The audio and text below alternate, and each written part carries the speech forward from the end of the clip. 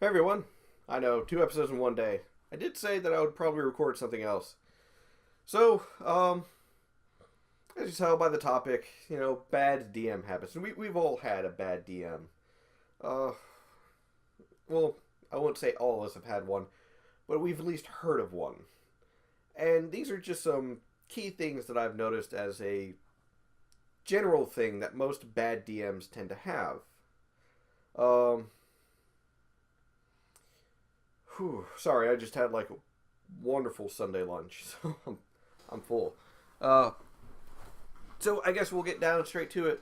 One of the things that I've noticed is that they're unclear on rules, as in which rules they're following and which ones they're not. And I've done this too sometimes because I forget. I'm human. I don't know all the rules. It's nearly impossible for everyone to know all the rules. But that's why, I tell my players, like, if I screw up on a rule, let me know, and I'll either clarify as to why it doesn't apply, or I will, redact what I did, and we'll proceed on. But, and that's the thing, it's like, you have to be clear as to which rules you aren't going to allow. And I have a story that, coincides with this, and hopefully does not take nearly as long as, Don't Be That Guy. Ooh, excuse me. So the next tip is, next, not tip, but habit is inconsistency in rulings. They will ignore a rule when it comes to one player or another, or the rule only applies if a monster does it and not a player. And that's inconsistency, and that's not fun. That's not fair. And you have to make sure that if you're ignoring a rule, it's not only applying to your players, it's also applying to yourself as the DM. So if I say, okay, well, Vital Strike doesn't always work. It only works once per session or once per combat. Let's say it works only once per combat. And my player uses it once, but then I have an enemy who uses it twice or more, then that's unfair.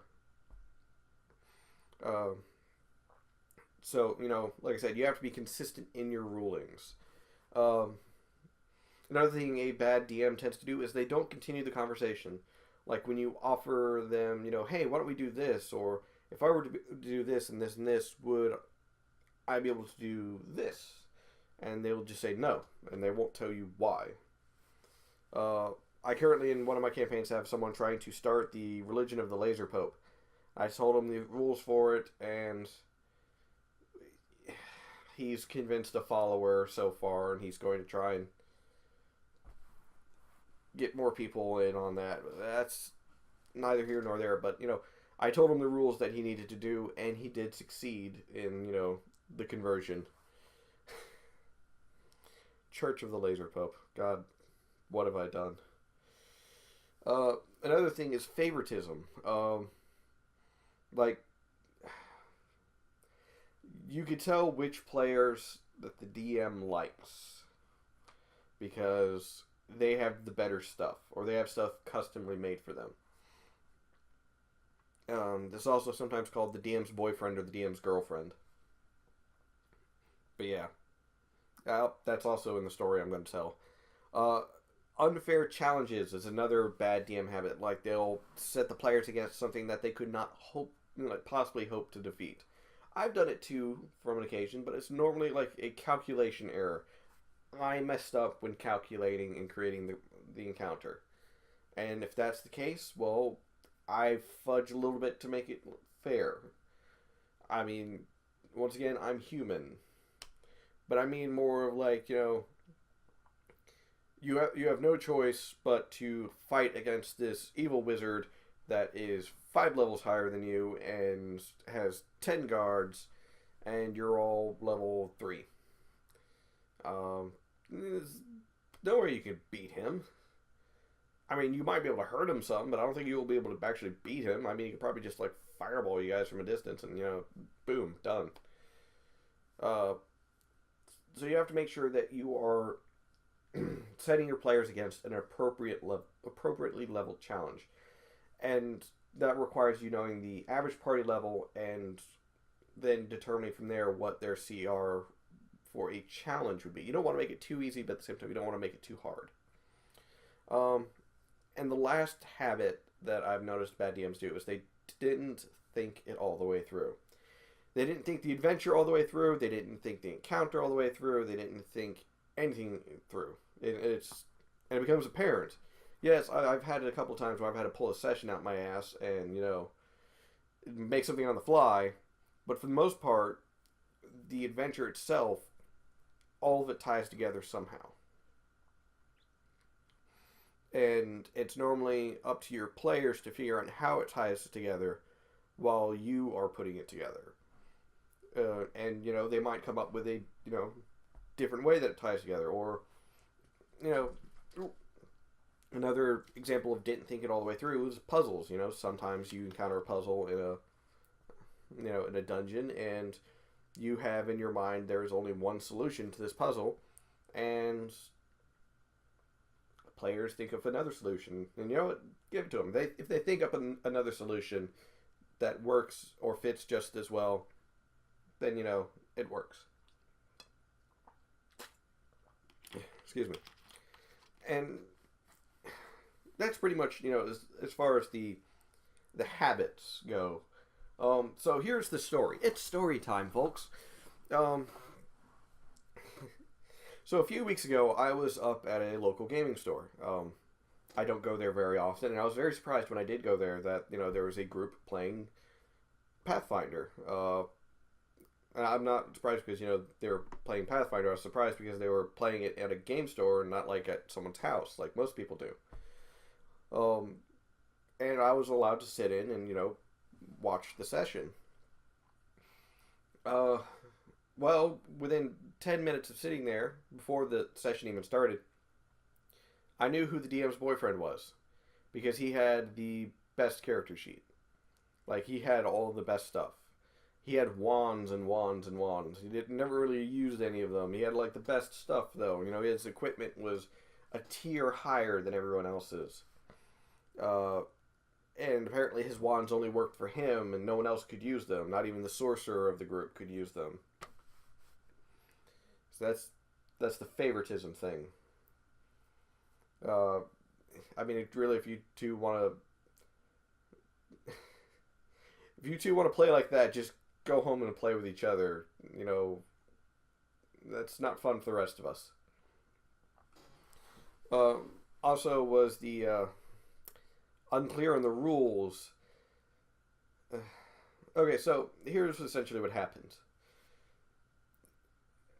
Once the session started, the sorcerer and the rogue went off together to shop in town. They went around in pairs, that way no one was truly alone. So the sorcerer and rogue were together.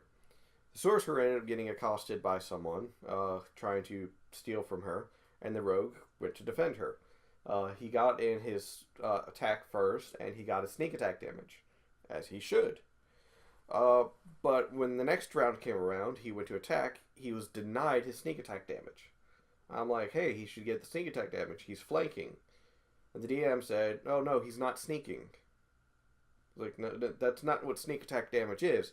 It's whenever they're denied their dex modifier, or you're flanking. That's what sneak attack is. You can't defend yourself against someone who's behind you. And I was already miffed a little bit about the favoritism thing when I, kind of saw everyone's character sheets. And it's like, okay, this guy's the DM's boyfriend. He has the best stuff, and it's pretty obvious. But then it's like, you're denying the rogue his sneak attack damage. That's his bread and butter. Without the sneak attack damage, the rogue is essentially a subpar fighter. I mean, the whole point of his kit is to get that damage. That's how he does most of his damage. So, that annoyed me even more. That really annoyed me even more. Then it turned out, the bandit had some sort of like magical ring on him. And the sorcerer tried it on, and it wouldn't activate for him. And it's like, really? It's, well, can I determine what's wrong with it? And he's like, well, it only a certain class can activate this. And it's like, okay, so I get it. I think his name was John or something. It's like, only John can use it because, he's a wizard. So essentially, they were being fetch boys for, the DM's boyfriend. And once again, I brought up a point that, it's like, hey, everyone's not on an equal field. You've got people who are not getting their full potential used, and you've got people being denied their full potential. And the DM's like, well, this is how I want to run it. So I finally just stood up, told everyone, look, if you want an actual DM, come talk to me. I'm going to continue on with my shopping. And I left the table. It wasn't my game, so... But that is my example of a bad DM. I did not make friends with that DM or the DM's boyfriend, who apparently was the co-DM. And the sorcerer and the rogue ended up approaching me later, asking me, how hard is it to actually DM a game? And, I gave them, a couple of tips, and I pointed them in the direction for a couple of people on YouTube who I believed at the time did a far better than I could as to how to be a great dungeon master. Which I'm honestly glad they didn't ask me to DM for them, because I never realized I don't have the time, and also I don't have a story. I've been using up all my writing on my current Pathfinder group and a Star Wars club I'm in, so I've got no writing left. I've got probably about the next 5 or 6 sessions for my Pathfinder group written out, and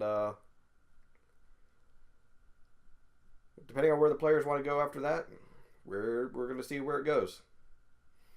Anyways, catch you guys next time.